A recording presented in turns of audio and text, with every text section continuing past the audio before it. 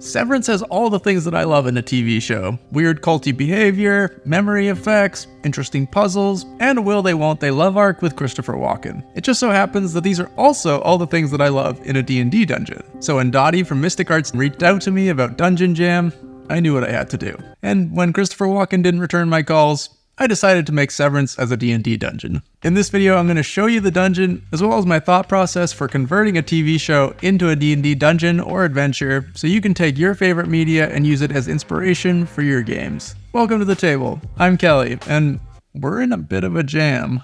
A dungeon jam.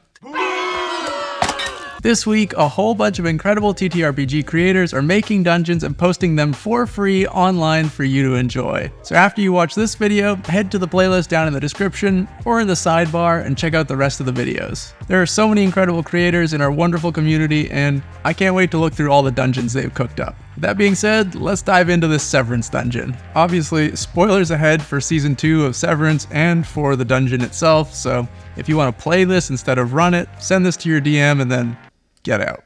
The way I think about converting movies and TV shows into adventures is to start by thinking about the tones and vibe of the piece of media. Next, I think about any major themes or ideas that are present, and then I think about what the characters of the story are trying to do in the most basic and high-level form. For Severance, I focused on the innies experience, and I think for most of it, they're trying to escape. Then the last step is to think of iconic images and references to that piece of media and convert it to a fantasy setting. Then you just take the skeleton of an adventure arc and start plugging your pieces into it. Every time you add a piece, think about whether it fits the vibe and tone, or maybe how it could better communicate the tone. So what was the result when I did this for Severance? The themes from Severance that I thought would translate to a D&D dungeon are creepy cult stuff, the feeling of not exactly knowing what's going on, memory shenanigans, an ally that betrays you, and of course, a bunch of people in black and white aprons doing a benign task that seems creepy because of the context. The adventure begins, as it often does, with someone trying to hire the party to help them. Except what they're looking for is a little unusual. They tell the party that they entered a mysterious door and had their memories stolen. They've tried to go back, but each time they do, they come out having no recollection of what happened, and they're missing more and more of their memories. They don't know how they know this, but they know that their memories have been stolen. They offer to pay the party everything they have if the party can retrieve the memories. If the party accepts, the man tells them where the door is. The door is a portal to an extra-dimensional space. If they go through, they find themselves in a sparse but well-lit room. But quickly they realize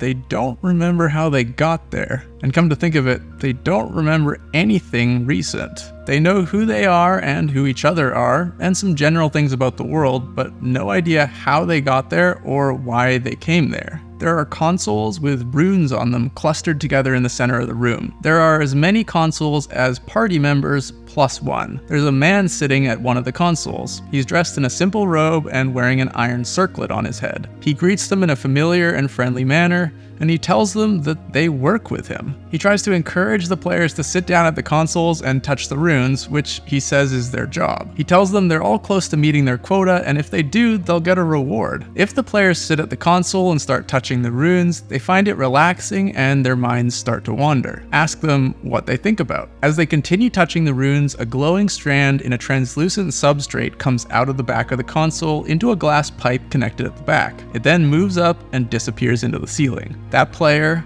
no longer has that memory. If the players don't work at the console or stop working at the console, the man gets increasingly afraid. He says that if they don't work, then they'll be punished, and he really doesn't want to be punished today. If the players continue to not work at the console, the lights suddenly change to red in the room and a trapdoor opens under the man's chair and he falls in and disappears. They realize there are trapdoors under each of their chairs. Each time the characters meaningfully interact with something in the dungeon, have them make a wisdom save. Passing it gives them most of their memory back, but some details are still hazy. There appears to be only one door in this console room. Once they get it open, by force or by finding the key, they find themselves in a long barren hallway, stretching out to the left and the right. If they go left, they can get to the office where the man is waiting for them. He pretends to be afraid and says they are coming back soon, and that the players should go back to work so they don't get in trouble. Now is a good time for another wisdom save. They pass.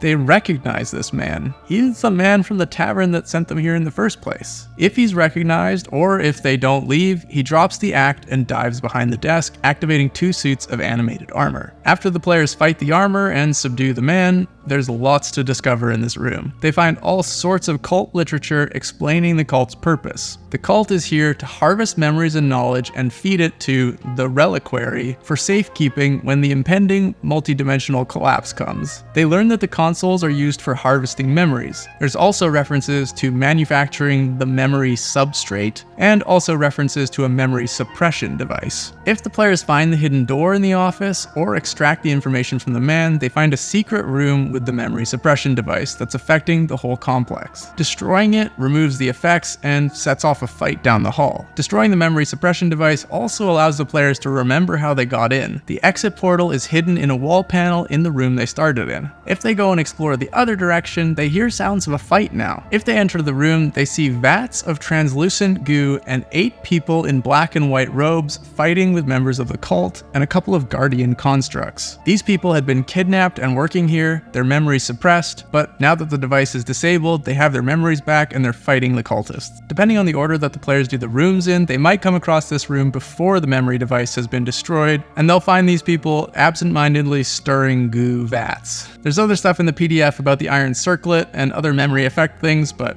you can read the details if you want. The last room in the hallway contains the reliquary. The room is filled with shelves of glass jars with glowing memory strands. Characters who lost memory strands can get their memories back, and it's also a great opportunity to give the party clues if they investigate any of these memories. Maybe someone with information that they're looking for has had their memories harvested, and the players can put one of those memories into their own heads. Depending on what you want out of this adventure, there are a couple of options for what might be in this room. If you want this to be a contained one-shot, the reliquary can still be small with the stats of a gibbering mouth.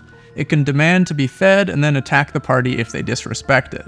Or if you'd like this to be the start of something larger, there can be a tiny portal just big enough for a jar to go through. This cult might just be one cell in a much larger network, feeding memories to an ancient creature. Perhaps an elder oblex? Oblex? The big intelligent ooze. The party might need to bring this portal to a wizard to see if they can enlarge it, or maybe they need to track down rumors of this happening in other towns and uncover other operations. And that's Severance as a Dungeon. If you'd like to run it, grab it for free off my Patreon, which is linked down below. Now go take a look at some other dungeons. I know there are a ton of really cool and creative ideas in this playlist. Thank you so much to Dottie and AB from Mystic Arts, Naigobi, Lunatic Dice, and Paladin Pros for organizing this whole event. These community events are so much fun, and I'm really glad to be a part of it. I appreciate you.